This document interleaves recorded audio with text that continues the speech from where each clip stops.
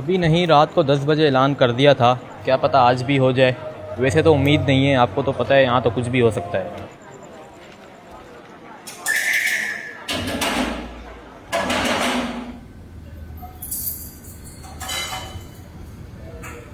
अब्बा किधर हैं आप? दरवाज़ा तो खोल दें। बेटा 60 साल का बुढ़ा हूँ, टाइम लगता है आने में। अशर भी वॉशरूम में। जब आपके पास चाबी है तो क्यों तकलीफ देते हो दूसरों को? अब्बा लगता है किसी का इंतकाल हो गया, ऐलान हो रहा है मस्जिद पे। चुप करो, मुझे ऐलान सुनने दो।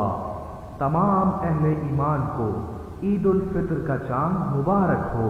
बेटा किसी का इंतकाल नहीं हुआ बल्कि ईद का चांद नजर आ गया। ईद मुबारक हो। अब्बा ये कैसे हो सकता है ईद का चांद? आपसे पूछ के होगा क्या?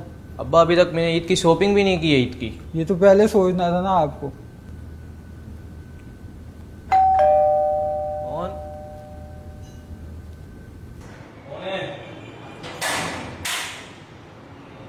कौन है यार ये? पापा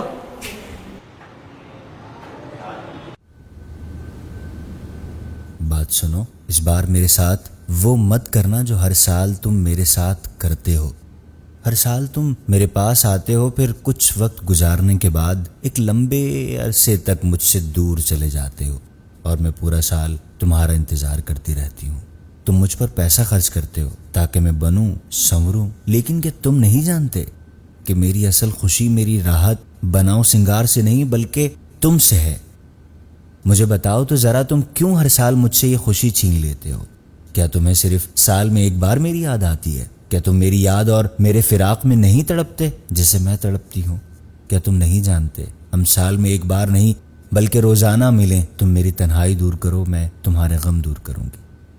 आखिर में बस यही कहूँगी, इस बार बेवफाई मत करना, इस बार मुझे तन्हा ना छोड़ना।